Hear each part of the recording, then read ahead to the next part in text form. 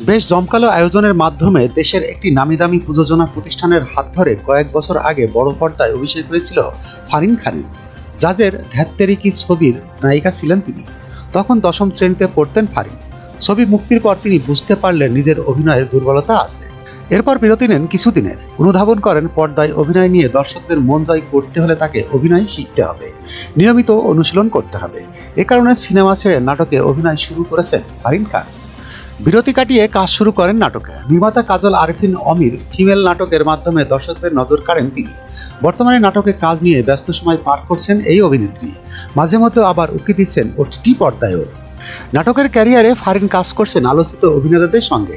সেই ধারাবাহিকতায় এবার এই অভিনেত্রীকে দেখা গেল দেশের বর্তমান সময়ের ছোট পর্দার জনপ্রিয় অভিনেতা মুশফিক আর ফারহানের সঙ্গে। নতুন বছরের শুরুতেই মনের মাঝে তুমি নাটক দিয়ে বাজিমাত করলেন ফারিন। গেল 26 ডিসেম্বর বেসরকারি টেলিভিশন চ্যানেল RTVর প্রতিষ্ঠা বার্ষিকীতে মুক্তি পায় নাটকটি। আব্রাম তামিমের চিত্রনাট্য ও সংলাপে মনের মাঝে তুমি শিরোনামের নাটকটি পরিচালনা করেছেন রুবেল আনুশ। মুক্তির পর থেকে দর্শকদের মনে ঝড় তুলেছেন ফারহানের মনের মাঝে তুমি।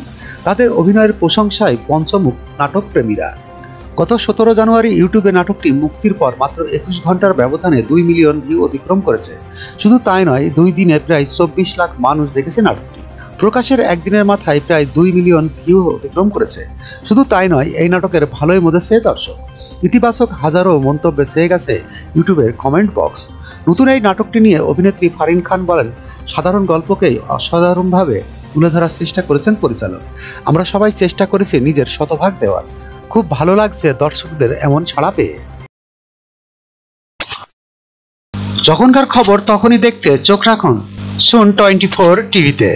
চ্যানেলটি সাবস্ক্রাইব করুন।